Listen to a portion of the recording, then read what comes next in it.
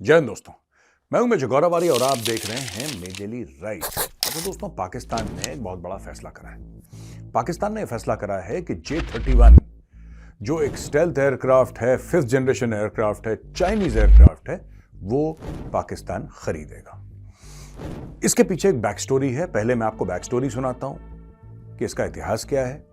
अच्छा, JF-17 thunder already Pakistan operate कर रहा है। पाकिस्तान मिराज एयरक्राफ्ट ऑपरेट कर रहा है। पाकिस्तान जो है वो F-16 भी अमेरिका के एयर ऑपरेट कर रहा है, फाइटर एयरक्राफ्ट। मैं सिर्फ फाइटर एयरक्राफ्ट की बात कर रहा हूं। लेकिन ये पाकिस्तान को अचानक ऐसा क्यों लगा कि उसके पास J-31 आना चाहिए? देखिए, पाकिस्तान जब से भारत ने रफेल खरीदे हैं, 36 रफेल एक साथ खरीदे, और फिर ऐसी भारत से बात भी हुई कि नहीं यार, हमें तो और भी रफेल चाहिए। अब पता नहीं ना भारत कितने खरीदे, 50 खरीदे, 100 खरीदे, 200 खरीदे, 300 खरीदे, वी डोंट नो। और अगर ज्यादा भारत के वॉल्यूम्स हो गए रफेल के, तो भारत फ्रांस से सीधा बात करेगा कि यार ये खरीद फरीद छोड़ो, भारत में फैक्ट्री लगाओ, आत्मनिर्भर भारत, मेक इन इंडिया, शुरू हो जाओ, बस शुरू हो जाएगा। अच्छा, पाकिस्तान को इसका लगा है डर दोस्तों, बहुत ज्यादा। सबसे पहले मैं आपको दिखा दूं कि ये जो हवाई जहाज है J-31, ये दिखता कैसे है। ये देखिए अपने स्क्रीन पे, ये है J-31 जो पाकिस्तान चीन से खरीदना चाहता है। आपने देख लिया दोस्तों एयरक्राफ्ट। अब मैं आपको स्क्रीन पे ये दिखाना चाहता हूं कि जो रफेल है वो कैसा लगता है। ये देखिए स्क्रीन पे। तो दोस्तों ये रफेल है।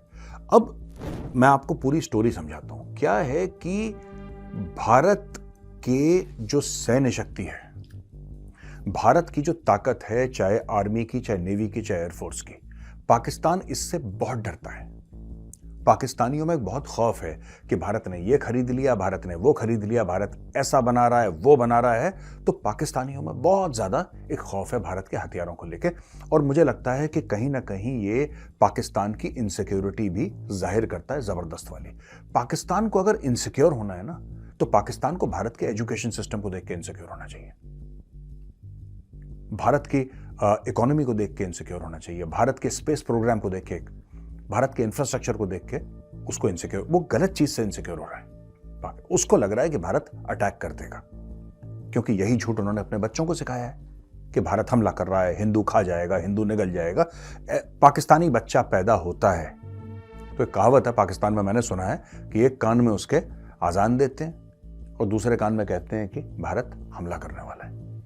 तो बच्चा इनसिक्योर पैदा होता है और छोटे से ही इनसिक्योरिटी उसके अंदर आ जाती है कि बस ये हिंदू खा जाएगा, हिंदू को कोई इंटरेस्ट नहीं तुम्हें खाने में, we are not interested in Pakistan, ठीक है ना।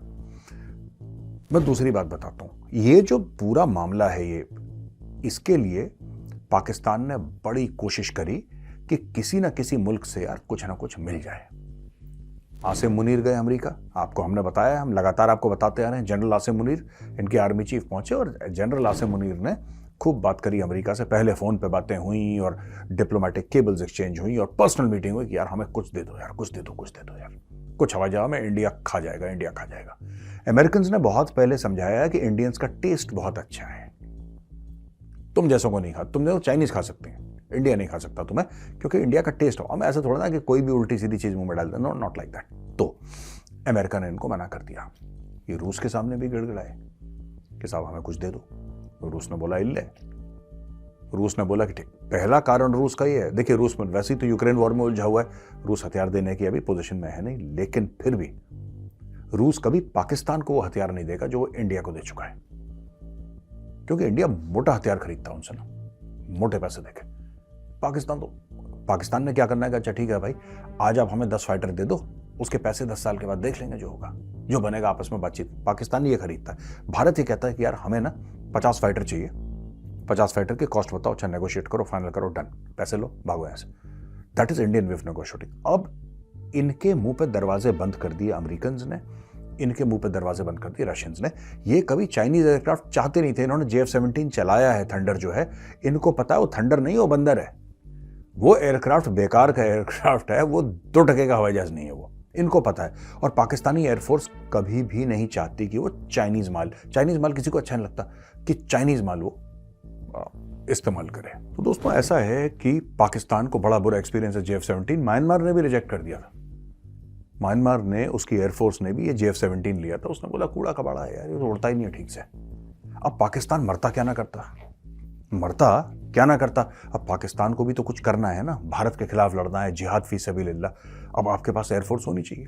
पाकिस्तान की एयरफोर्स का chief, air chief marshal Zaheer Ahmed Babar, उसने यस बोल दिया। उसने बोला हाँ, हम लोग ये एयरक्राफ्ट खरीदना चाहते हैं। अच्छा दोस्तों, लोग कहते हैं ना कि उस एयरक्राफ्ट की क्या कैपेबिलिटी है, इस एयरक्राफ्ट की क्या कैपेबिलिटी है, राफेल से कैसे कंपेयर करता है।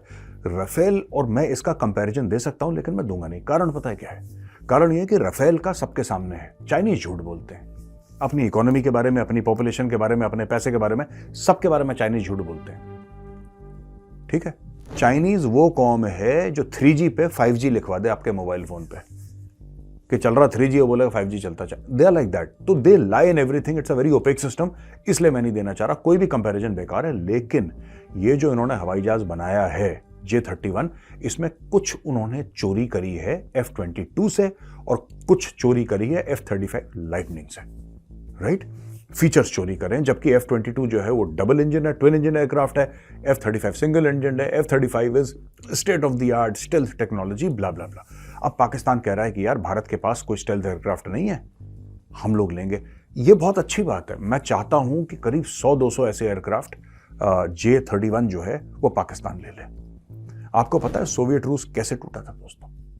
सोवियत रूस ऐसे टूटा था कि सोवियत रूस को एक होड़ में लग गया, वो एक रेस में लग गया वो अमेरिका के साथ। वो कम्युनिस्ट थे, उनके पास पैसा ही कोई नहीं था। अमेरिकन कैपिटलिस्ट थे, नोटों की बारिश यहां पे। अमेरिकन जब भी कोई हथियार खरीदें ये बोलें जी हमें भी खरीदना है। फिर हम अमेरिकन कोई हथियार बनाएगा जी हमें भी बनाना है। अमेरिका ने स्टार वॉर शुरू कर दिया रोनाल्ड रीगन के टाइम में, इन्होंने बोला हमने भी करना है। इनका बेड़ा गर्क हो गया। फिर जो अफगानिस्तान में लड़ाई हुई, that was a precedent, but the fact of the matter is कि रूस ऐसे ही टूटा। तो मैं चाहता हूं कि पाकिस्तान लेटेस्ट हथियार और खरीदे। पाकिस्तान की इनसिक्योरिटी पाकिस्तान को तोड़ देगी दोस्तों। उसको तोड़ने के लिए इनको इंडियन एयरफोर्स के राफेल नहीं चाहिए। राफेल अपने बेस पे खड़े हुए हैं, उड़ नहीं रहे पाकिस्तान, बस बैठे हैं ऐसे। राफेल का वहां पे बैठना या खड़े रहना अपने हैंगर्स के अंदर, अपनी एयरफील्ड के अंदर, और सिर्फ सिंपल सॉर्टी लगाना, यह पाकिस्तान के लिए ऐसी बात है कि पाकिस्तान को लगता है कि मौत आ गई, अब ये हमारी ओर उड़ रहा है। डरी हुई कौम है, हर चीज में घबराई हुई। आप कभी भी देखिएगा पाकिस्तानी टेलीविजन पे ये एक ही बात बोलते हैं, इंडिया कभी भी हमला कर सकता है।